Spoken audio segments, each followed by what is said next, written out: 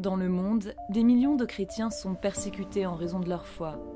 Chaque année, Portes Ouvertes publie l'Index mondial de persécution des chrétiens, une liste des 50 pays où les chrétiens sont le plus persécutés.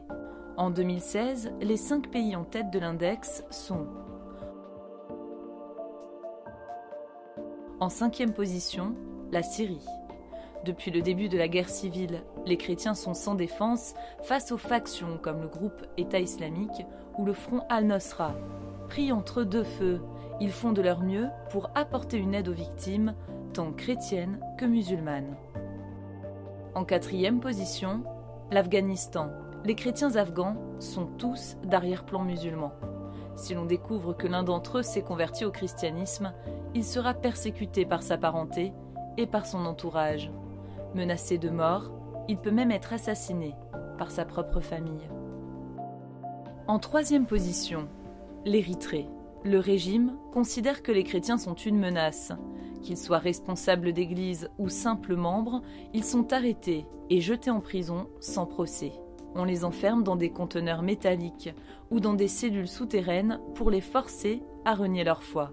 Ils sont détenus dans des conditions abominables et beaucoup en meurent. En 2e position, l'Irak. Le groupe État islamique contrôle de grandes parties de l'Irak. Dans ces zones, les chrétiens sont en danger de mort. Dans le reste du pays, ils sont aussi délibérément pris pour cible par des islamistes. C'est pourquoi ils sont des dizaines de milliers à avoir fui leur domicile.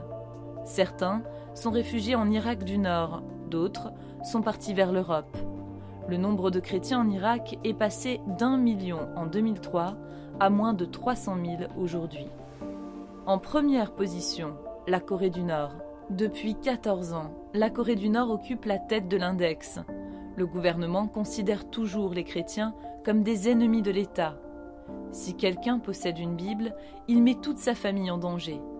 Des dizaines de milliers de chrétiens sont torturés à mort dans des camps de travail. Mais de petites communautés de chrétiens existent dans l'ombre et l'évangile se répand clandestinement. Des millions de chrétiens se voient renier leurs droits et souffrent gravement de persécutions simplement parce qu'ils sont chrétiens. Portes Ouvertes veut leur donner un visage et une voix pour que ces persécutions ne soient plus passées sous silence.